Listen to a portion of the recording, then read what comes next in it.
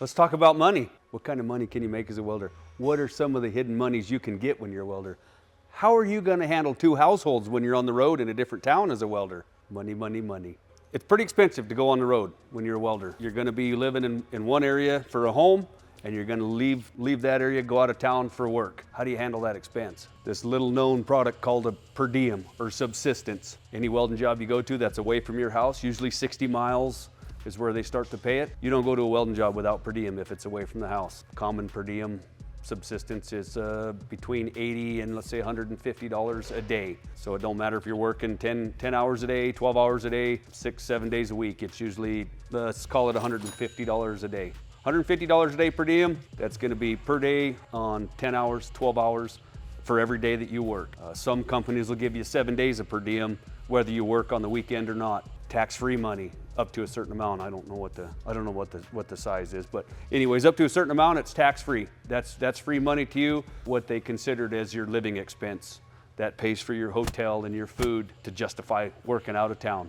Let's say $150 a day per diem on a 10-hour day. That's an additional $15 an hour, roughly. So it isn't going to stack up to your total pay, but if you're pretty thrifty and you can learn to live pretty cheap, it's a pretty good bonus. Let's say you're only living on $50 a day. That's $100 a day in your pocket that you can stack up. That little bit helps. My media team just let me know they got done with a deep dive on our numbers. 95% of you are not subscribed.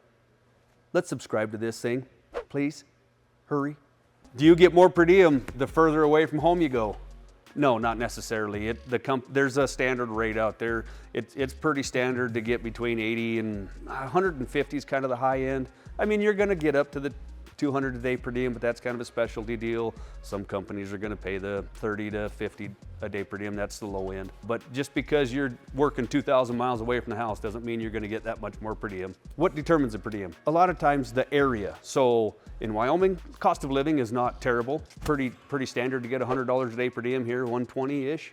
California, where the standard of living is higher, you'll probably get more per diem, let's say 150 there. South Dakota, where it's a little cheaper to live, you might end up with $80 a day. That's usually what determines what your per diem is going to be.